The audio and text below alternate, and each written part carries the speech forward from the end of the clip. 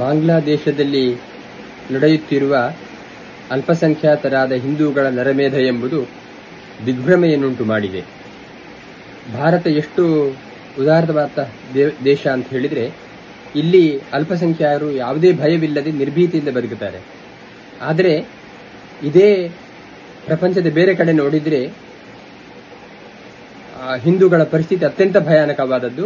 ಹಿಂದೂ ದೇವಸ್ಥಾನಗಳ ಲೂಟಿ, ಹಿಂದೂ ಹೆಣ್ಮಕ್ಕಳ ಮೇಲೆ ಅತ್ಯಾಚಾರ, ಹಿಂದೂ ಮಂದಿಯನ್ನೆಲ್ಲ ಕೊಲೆ ಮಾಡುವಂತಹದ್ದು, ಅದಕ್ಕೆ ಯಾವುದೇ ಭೀತಿ ಸಂಕೋಚ ಇಲ್ಲದೆ ಇರುವಂತಹ ನಿಷ್ಕರುಣವಾಗಿರತಕ್ಕಂತಹ ಕೆಲಸವನ್ನು ಮಾಡ್ತಾ ಇರುವುದನ್ನು ನೋಡಿ ನಮಗೆ ತುಂಬಾ ನೋವಾಗಿದೆ, ತುಂಬಾ ಆಶ್ಚರ್ಯವೂ ಆಗಿದೆ. ಇಂತಹ ಒಂದು ಮನಸ್ಸು ಇರುತ್ತಾ ಮನುಷ್ಯರಿಗೆ ಅಂತ.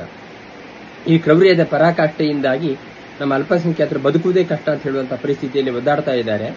ಖಂಡಿತ ಹಿಂದೂ ಮಂದಿಗೆ ಅಲ್ಲಿ ಬಲವಾಗಿರತಕ್ಕಂತಹ ಆಶ್ರಯವನ್ನು ಕೊಡಬೇಕು. ಹೊಸ ಪ್ರಧಾನಮಂತ್ರಿಗಳು ಅಲ್ಲಿ ಅಧ್ಯಕ್ಷರಾಗಿ ಯಾರು ಬಂದಿದ್ದಾರೋ ಅವರು ಖಂಡಿತ ತುಂಬಾ ಕಾಳಜಿಯಿಂದ ಅಲ್ಪಸಂಖ್ಯಾತರ ಬಗ್ಗೆ ಗಮನ ಹರಿಸಬೇಕು. ಭಾರತವು ಕೂಡ ಅಲ್ಲಿ ಅಲ್ಪಸಂಖ್ಯಾತರ ರಕ್ಷಣೆಗೋಸ್ಕರ ಆ ದೇಶವನ್ನು ತುಂಬಾ ಒತ್ತಾಯ ಮಾಡಬೇಕಾಗಿದೆ.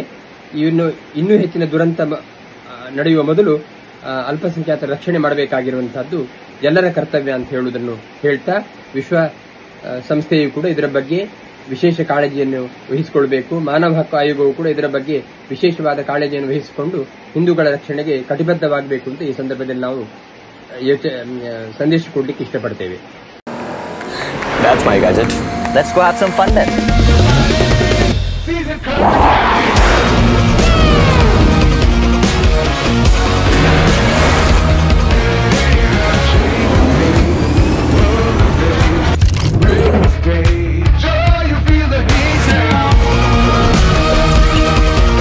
Introducing the hot and techy Brezza SCNG. Cool new SCNG tech for a cool new generation. ಸುದ್ದಿ ಚಾನಲ್, ಕ್ಷಣ ಕ್ಷಣದ ಸುದ್ದಿಗಾಗಿ.